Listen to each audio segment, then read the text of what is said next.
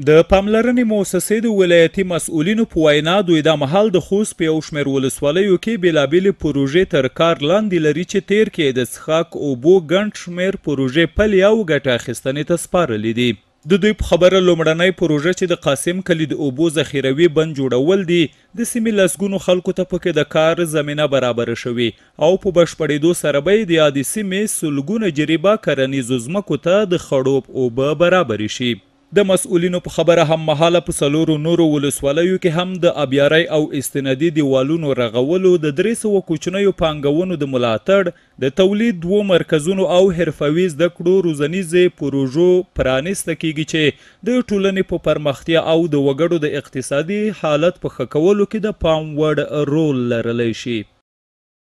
د 5 ولسوالیو قلندر، مساخیل، صبري،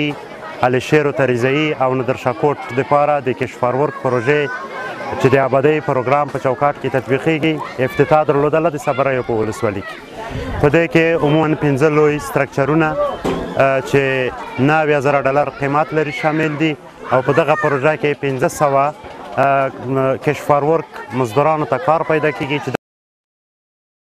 ځایي خلک د اسلامي امارت له چارواکو او نړیوالو ادارو څخه مننه کوي چې د ولس د ښېګڼې او بسیاینې په موخه یې ګټور پلانونه تر کار لاندې نیولي او په راتلونکي کې د ورته نورو حیاتي او بنسټیزو پروژو د تطبیق غوښتنه لري.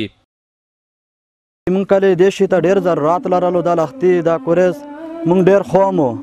په خپله داسې کلي کې داسې خلک لرو چې لاس روپۍ واجه نه وي د کوریزه ته د اوبو ته برمو ته دې ته موږ مخه نه وینو که نه. بس شکر دا چې دا موږ ته دغه زمینه برابره شوه د کور دې ته موږ ډېر خوشحال یو ډېر ورته خوښ یو. موږ مننه ترېنه کوو د نړیوالې موسسې نه په نوراني موسسې نه دې نه موږ ډېره مننه کوو چې دې ته موږ درول.